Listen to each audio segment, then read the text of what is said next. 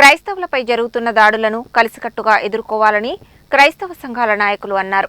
సమాజంలో వివక్షతను ఎదుర్కొంటున్న దళితుల అభ్యున్నతికి క్రైస్తవ మిషనరీలు ఎంతగానో కృషి చేస్తున్నాయని పేర్కొన్నారు. నల్గొండ పట్టణం క్లాక్ టవర్ చౌరస్తాలోని బాప్టిస్టు చర్చిలో క్రైస్తవ సంఘాల నాయకులు సమావేశమై పలు అంశాలపై చర్చించారు. ఈ సందర్భంగా ఆయన మాట్లాడుతూ, ఎంతో కాలం నుండి దళితులను అంటరాని వారిగా చూస్తూ అణచివేతకు పాల్పడ్డారని, హిందూ దేవాలయాలలోకి ప్రవేశం నిషేధించారని, దీంతో క్రైస్తవ మిషనరీల ద్వారా దళితులను చేరదీసి వారి అభ్యున్నతి కోసం కృషి చేయడం జరిగిందని పేర్కొన్నారు.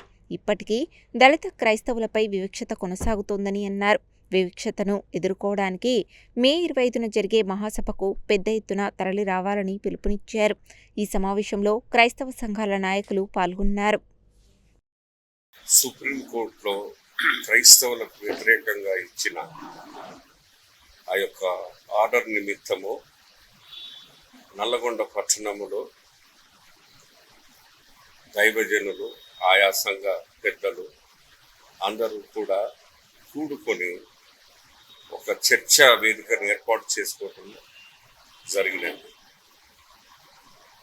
నల్లగొండలో ఈ యొక్క 25వ తారీఖు నాడు జరగబోయే బహిరంగ సభ, అందులో వచ్చే లీడర్స్ కానివ్వండి, మేధావులు కానివ్వండి, ఆ యొక్క సుప్రీంకోర్టులో క్రైస్తవులకు వ్యతిరేకంగా వచ్చిన నేషన్ నిమిత్తము ఆ నల్లగొండ పట్టణంలో ఉన్న క్రైస్తవులందరినీ ఏకం చేసి ఏకతాటిగా ఒక వేదికకు తీసుకొని వచ్చి దాని నిమిత్తము మాట్లాడటానికి ఇక్కడ సమావేశం centenary self supporting Telugu Baptist సంఘంలో జరిగింది. అడ్డంకులు, సమస్యల కోసమే పోరాడుతున్నాం.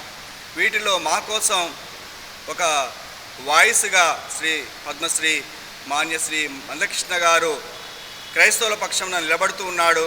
కాబట్టి వారిని మేము సాదరంగా ఆహ్వానించి ఆయన ముఖ్య అతిథిగా చేసుకొని మేము క్రైస్తవులుగా ఐక్యతతోటి మేము సభను నిర్వహిస్తున్నాం. కాబట్టి ఈ యొక్క సభను విజయవంతం చేయవలసిందిగా కోరుతుండగా ఈ యొక్క నల్గొండ పాస్టర్ అసోసియేషన్ ప్రెసిడెంటు, అదేవిధంగా సెక్రటరీ, స్థానికంగా ఉన్నటువంటి అన్ని చర్చిల వారు కూడా మాకు సహకరిస్తారని తెలియపరిచినందుకు వారికి ఎంతగానో మేము కృతజ్ఞులం. కాబట్టి ఈ యొక్క సభ యొక్క విజయవంతంలో కూడా పాస్టర్ల ప్రాముఖ్యత, చర్చిల యొక్క ప్రాముఖ్యత ఎంతో అవసరం. కాబట్టి వీరు మాకు ఈ విధంగా ముందుకు రావడం ఎంతో సంతోషకరం. కాబట్టి ఈ యొక్క సభను విజయవంతం చేయవలసిందిగా ప్రతి ఒక్కరిని కోరుకుంటూ, మన క్రైస్తవులందరికీ కూడా న్యాయం జరిగించడానికి మనం ప్రయత్నం చేయాలి. దీన్ని బట్టి అనేక మంది చర్చిలకు వెళ్ళాలన్నా, ప్రార్థన చేసుకోవాలన్నా చాలా భయపడిపోతున్నారు. ఈ రోజున ఈ ఆర్డర్ వచ్చిన తర్వాత సుప్రీంకోర్టు చాలా సంఘాల్లో తగ్గారు, జనం భయపడుతున్నారు. కాబట్టి వారికి ధైర్యాన్ని కలిగించడానికి రేపు 25వ జరిగే ఈ మీటింగ్లో మనము దీన్ని సక్సెస్ చేసి అందరికీ న్యాయం జరగటానికి మనము ప్రభుత్వంలో పోరాడాలని మీ అందరికి కూడా, ఈ సమావేశానికి వచ్చిన పెద్దలందరికీ కూడా, దైవజనులకు తెలియజేస్తున్నాం. మన సంఘాల నుండి, ఇంకా మనకు తెలిసిన బ్రాంచి సంఘాల నుండి కూడా అనేక మంది క్రిస్టియన్ని ఈ సభకి తరలించి మరి దీన్ని సక్సెస్ చేయడానికి మనం ప్రయత్నం చేద్దాం.